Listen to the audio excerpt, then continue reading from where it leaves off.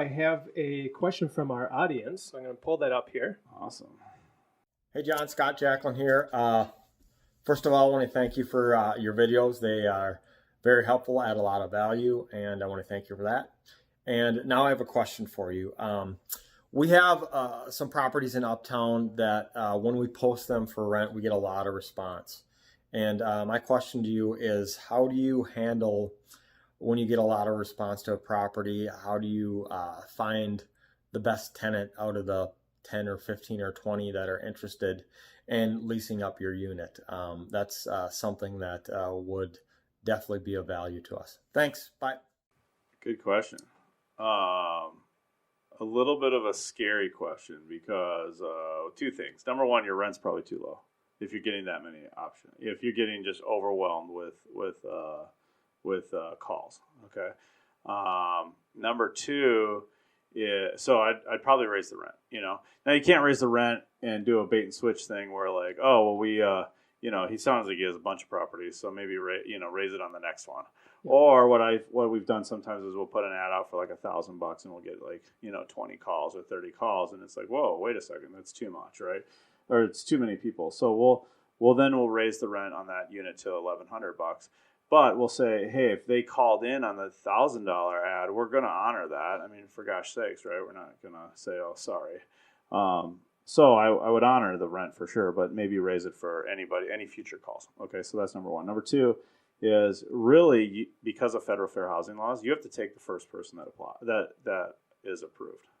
So the first person that comes in to your building that fills out an application in full, it pays the application fee.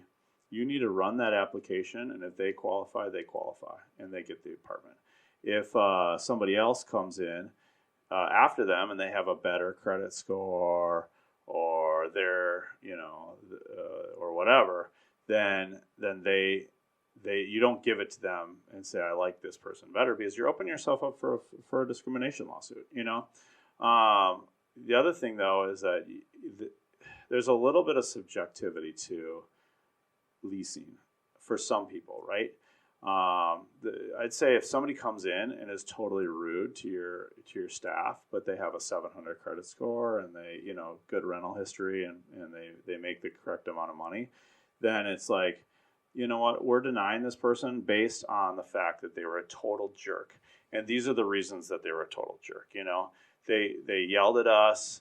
They spit in my face. I mean, I don't know what it is, but like, then you need to document that stuff and say, this is the reason we're not renting to them, and have actual documentation. Not that we just like this one better than the other one. So that's where I think, you need to get involved with your associations and really and learn the federal fair housing laws.